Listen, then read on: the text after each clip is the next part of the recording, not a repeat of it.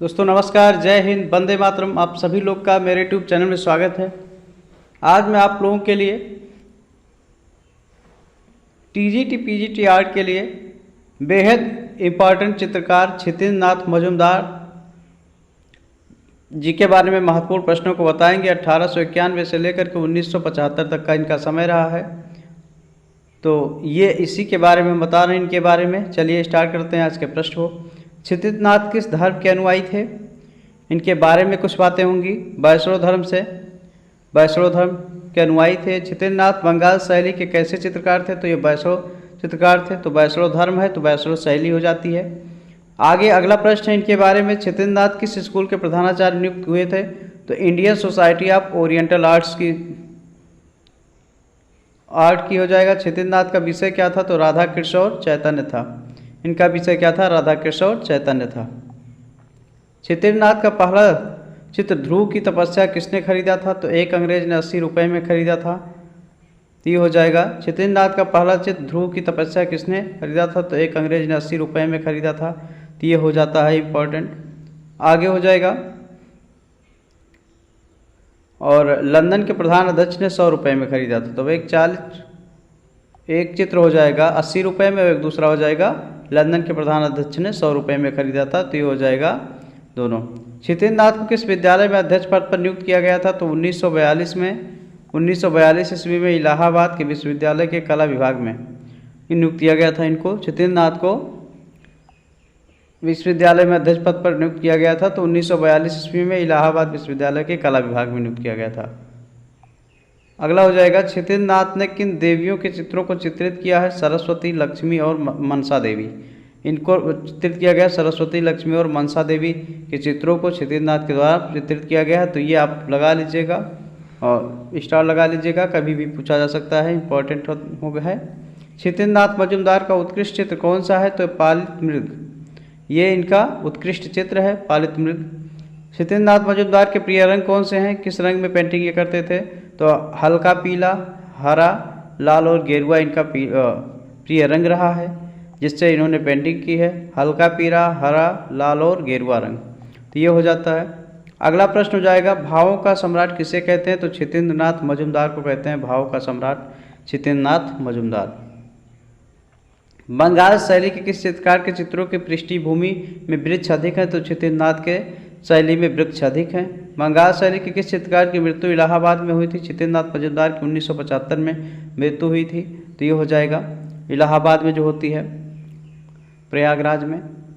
अगले हैं देवी प्रसाद राय चौधरी, 1899 1975, ये भी इनके बारे में भी हम पढ़ेंगे। केंद्रीय ललित कला अकादमी नई दिल्ली के प्रथम अध्यक्ष कौन थे? तो देवी प्रसाद राय चौधरी थे, इनका नाम आता है।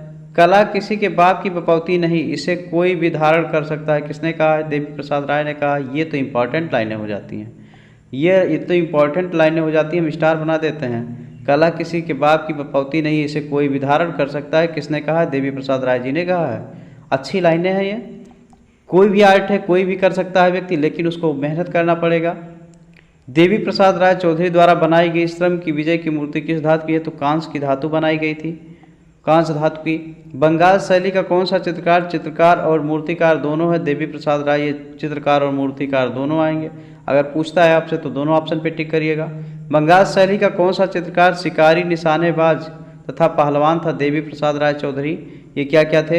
ये देखिएगा, चित्रकार, शिकारी, चित्रकार, निशानेबाज तथा पहलवान भी थे, तो देवी प्रसाद राय चौधरी ये कई पेशे से जुड़े हुए थे। बंगाल शैली का कौन सा चित्रकार शिकारी, निशानेबाज था, पहलवान था? तो ये हो जाएगा देवी प्रसाद राय चौधरी हो जाएगा। बंगाल शैली के थे ये, तो ये हो जाएगा। देवी प्रसाद राय चौधरी किस शैली के चित्रकार थे? यथार्थवादी शैली के चित्रकार थे। देवी प्रसाद राय चौधरी किस आर्ट स्कूल में के प्रिंसिपल थे? मद्रास स्कूल ऑफ आर्ट के प्रिंसिपल ये नियुक्त किए गए थे। अगला प्रश्न है। देवी प्रसाद राय चौधरी ने किस तरह के चित्र बनाए थे? बंजारे, मछुआरों तथा पहाड़ी जीवन से संबंधित, बंजारे, मछुआरे तथा पहाड़ी जीवन से संबंधित बनाए हुए थे चित्र इन्होंने। प्रश्न अगला है। देवी प्रसाद राय चौधरी द्वारा बनाई गई मूर्ति कौन सी है? श्रम की विजय, गांधी जी की दांडी यात्रा, शहीद स्मारक, ये हो जाएगा। श्रम की विजय, गांधी जी की दांडी यात्रा और शहीद स्मारक, ये राइट आंसर हो जाएगा। आगे पढ़ेंगे हम, ये इंपॉर्टेंट कर लीजिएगा थोड़ा, ये जो हो जाता है कौन कौन से चित्र हैं? तो ये हो जाएगा ये वाला, श्रम की विजय, गांधी जी की दांडी यात्रा और शहीद स्मारक। ये चित्र बनाए थे कौन? देवी प्रसाद राय चौधरी।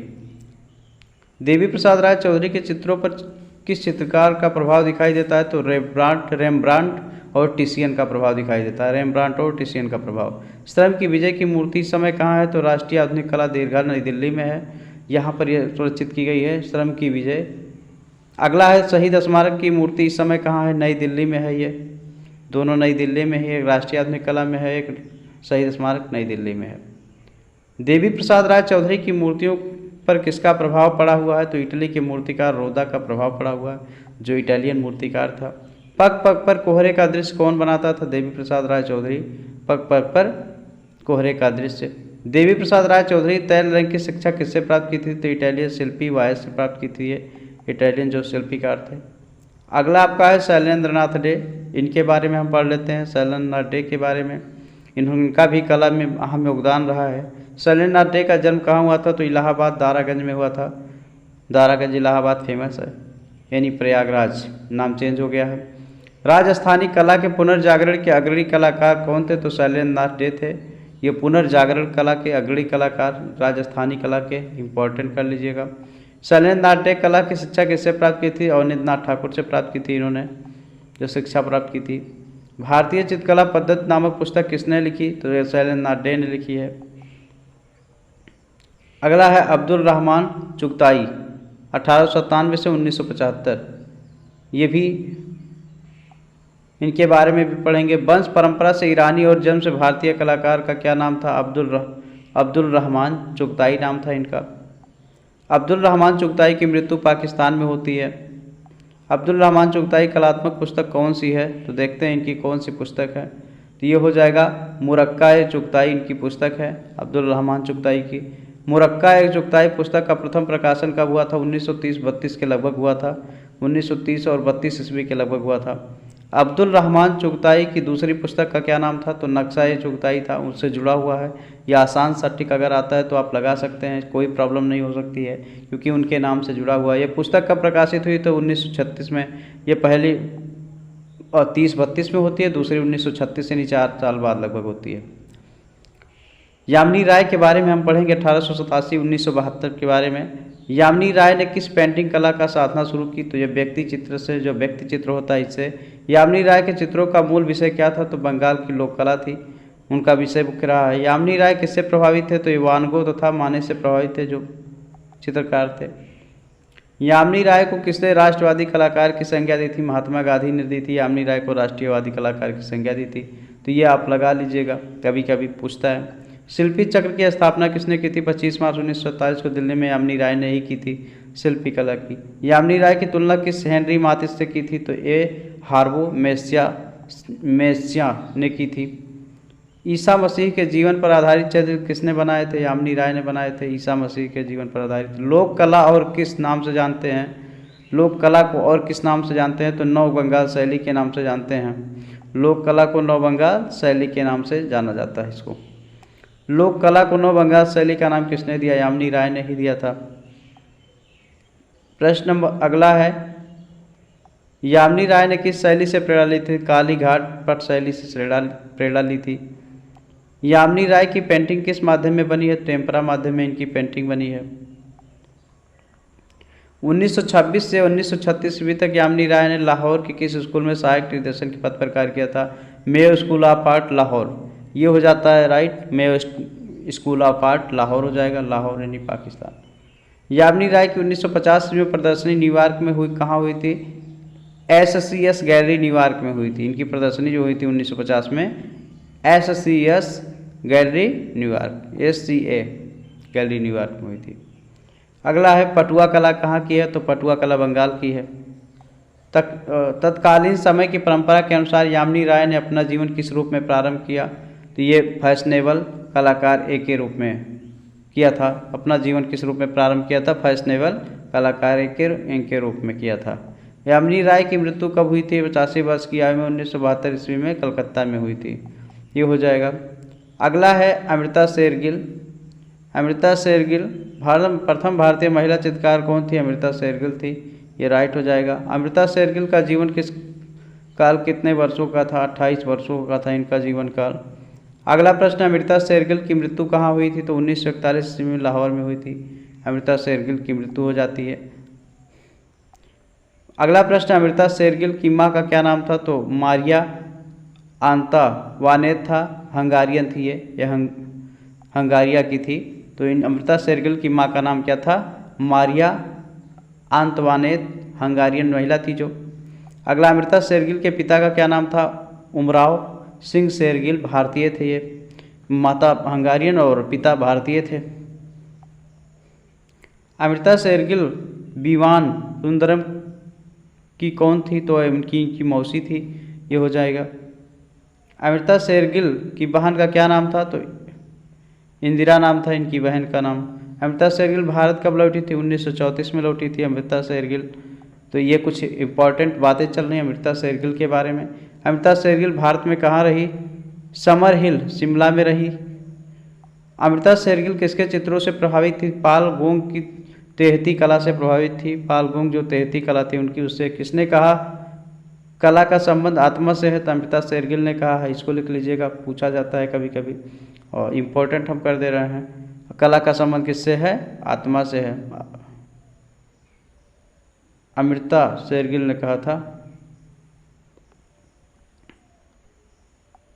अगला है, कलाकार के रूप में अमृता शेरगिल की कर्मभूमि क्या थी? तो वो भारत ही थी, भारत से संबंध रहा है इनका। अमृता शेरगिल के किस चित्रकार पर पाल गोंग का प्रभाव पड़ा था? अछूता बालिका और बालिका वधू, इसका प्रभाव पड़ा हुआ था अमृता शेरगिल पर, अछूत बालिका और बालिका वधू। तो ये हो जाता है। अमृता शेरगिल की प्रदर्शनी इलाहाबाद में कब हुई थी? तो ये 1934 में उत्तर मध्य सांस्कृतिक केंद्र में इनकी पेंटिंग आनंद कुमार स्वामी ने खरीदी थी। तो ये हो जाएगा। अमृता शेरगिल की माता कौन थी? ओपेरा की प्रसिद्ध कलाकार थी ये, ओपेरा जो होता है। अमृता शेरगिल के कार्य को किसने प्रोत्साहित किया था? यामिनी राय ने प्रोत्साहित किया था, ये हो जाएगा। अगला हो जाएगा, अमृता शेरगिल के चित्रों पर किसकी झलक दिखाई देती है? विषाद की झलक दिखाई देती है। अमृता शेरगिल किसको सर्वोच्च कलाकार मानती हैं? तो दोस्तोयेवस्की को मानती हैं, दोस्तोयेवस्की को मानती हैं। अमृता शेरगिल ने चित्रकला की शिक्षा कहाँ पाई थी? तो पेरिस में पाई थी, इसकी शिक्षा पेरिस में पाई हुई थी।